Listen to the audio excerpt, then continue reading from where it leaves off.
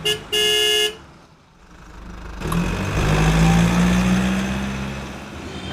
guys, welcome to our channel. நான் இன்னைக்கு இந்த வீடியோவில் ஹோம்மேட் டோனட் வந்து எப்படி செய்யணும் உங்களுக்கு ஷேர் பண்ணிக்க போகிறேன். ஸோ அதுக்கு முதல் வந்து ஒரு பாத்திரத்தில் 2.5 கப் அளவுக்கு மைதா மாவு, 1/2 கப் அளவுக்கு பவுடர் பண்ண சர்க்கரை எடுத்துக்கிறேன். இது எல்லாமே 240 ml கப் அந்த இதில் தான் நான் எடுத்துக்கிறேன். ஸோ இது கூட 1/2 ஸ்பூன் அளவு வந்து பேக்கிங் பவுடர் ஆட் பண்ணிக்கிறேன். அப்புறம் 1/2 ஸ்பூன் அளவு வந்து பேக்கிங் சோடா வந்து நான் ஆட் பண்ணிக்கிறேன். ஸோ இது எல்லாத்தையும் ஆட் பண்ணிட்டு அது கூட வந்து 2 ஸ்பூன் போல் வந்து நெய் ஆட் பண்ணிக்கிறேன். நெய் இல்லாதவங்க பட்டர் கூட ஆட் பண்ணிக்கலாம், இதனால ஆப்ஷன் தான். ஸோ இது கூட அதே 2 ஸ்பூன் அளவுக்கு வந்து தயிர் ஆட் பண்ணிக்கிறேன்.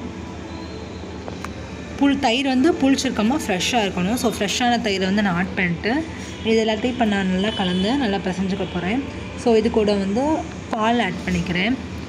அப்புறம் 1/2 கப்பு போல் பால் ஆட் பண்ணிட்டு அதில் வந்து நான் ஆல்ரெடி ஒரு ஸ்பூன் வந்து ஈஸ்ட்டு போட்டு கலந்து வச்சுருக்கேன். ஸோ அதை வந்து இது பண்ணிக்கிறேன். எப்போவுமே ஈஸ்ட்டு சேர்க்கும் போது ஒன்று வந்து அந்த பால் வந்து வார்மாக இருக்கணும். ஸோ அப்போ தான் ஈஸ்ட்டு போகும். ஸோ அதை நான் ஆட் பண்ணி சேர்த்து வச்சுக்கிறேன். இப்போ வந்து எல்லாத்தையும் நல்லா பிசைஞ்சு நான் எடுத்துக்கிறேன்.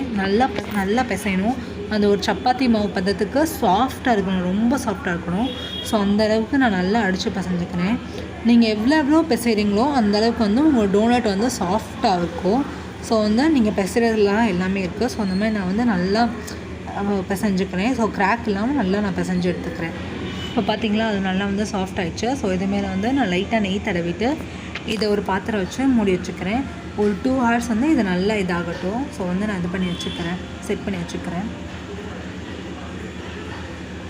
இப்போ ஒரு 2 hours கழித்து நம்ம எடுத்து பார்த்தோம்னா அது வந்து நல்லா எதாவது சாஃப்ட் ஆகிடுச்சு. ஸோ இதெல்லாம் குட்டி உருண்டை போட்டு சப்பாத்தி மாவு கல்லில் வச்சு நல்லா தேய்ச்சி எடுத்துக்கிறேன். ஒரு உங்கள் வீட்டில் இருந்த மாதிரி ஏதாச்சும் ஸ்லாப் இருந்தால் அதில் வச்சு நீங்கள் தேய்ச்சி எடுத்துக்கலாம். ஸோ நல்லா கொஞ்சம் 3/4 பங்கு வந்து தேய்ச்சி எடுத்துக்கணும். ரொம்ப வந்து தின்னாக தேய்ச்சிங்கன்னா வராது. ஸோ கொஞ்சம் திக்காக வந்து தேய்ச்சி எடுத்துகிட்டு இந்த மாதிரி ஒரு டிஃபன் பாக்ஸ் வச்சு ரவுண்ட் போட்டு நான் எடுத்துக்கிறேன். அதுக்கு நடுவில் வந்து ஒரு வாட்டர் பாட்டில் மூடி வச்சு இது பண்ணிக்கிறேன்.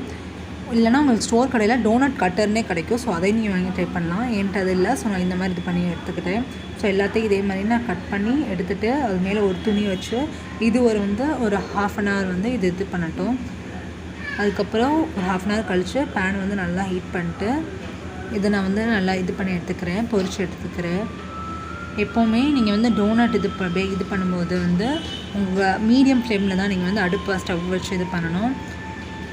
மீடியம் ஃப்ளேமில் இருந்தால் தான் உள்ளே இருக்கிறதுலாம் நல்லா வந்து இதாக வெந்து வரும். ஸோ வந்து மீடியம் ஃப்ளேமில் வச்சு நீங்கள் இது பண்ணி எடுத்துக்கோங்க. இப்போ பாருங்களேன், என்னோடது வந்து நல்லா ரெடி ஆகிடுச்சு, கோல்டன் கலரில் இருந்துச்சு. இப்போ நான் வந்து டார்க் சாக்லேட் வந்து ரெடி பண்ணி வச்சுருக்கேன், அதை மெல்ட் பண்ணி ரெடி பண்ணி வச்சுருக்கேன். ஸோ என்னோடய டோனட்டை வந்து அந்த டார்க் சாக்லேட்டை லைட்டாக டிப் பண்ணி எடுத்துக்கிறேன். ஸோ எல்லா சைடும் படுற மாதிரி நல்லா டிப் பண்ணி எடுத்துக்கிறேன். ஸோ என்னோடய எல்லா டோனட்டுமே நான் டிப் பண்ணி எடுத்துக்கிறேன். 2.5 கப்பு மாவு போட்டிங்கன்னா உங்களுக்கு ஒரு 14 இல்லைனா ஒரு 10 to 14 டோனட்ஸ் கிட்டே வரும். ஸோ எனக்கு 14 டோனட்ஸ் இருந்துச்சு. ஸோ எல்லாத்தையும் இந்த மாதிரி நான் டிப் பண்ணி அழகாக எடுத்து வச்சுக்கிறேன்.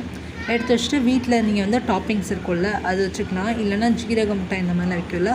ஸோ என்கிட்ட இப்போதைக்கு ஜீரக முட்டாய் இருந்துச்சு. ஸோ அதை வச்சு நான் டெக்கரேஷன் பண்ணி எடுத்துக்கிறேன். இல்லைனா ஒயிட் சாக்லேட் வச்சு இந்த மாதிரி லைனாக போட்டு டெக்கரேட் பண்ணிக்கலாம். எங்கள் வீட்டில் இந்த மாதிரி பிடிச்சிருக்குன்னு சொன்னாங்க. ஸோ நான் இந்த மாதிரியே ஒரு 2-3 டோனட் வந்து இதே மாதிரி இது பண்ணி எடுத்துக்கிறேன். பால்ஸ் இருந்துச்சு. ஸோ என்னோடய டாப்பிங் பால்ஸ் வச்சும் இன்னொரு டோனட்லேயும் அதே மாதிரி பண்ணி எடுத்துகிட்டு பாருங்களேன். இப்போ என்னோடய டோனட் வந்து எல்லாமே நல்லா ரெடி ஆகிடுச்சு. நல்லா ஸ்பாஞ்சியாக இருக்குது, டேஸ்ட்டாக இருக்குது.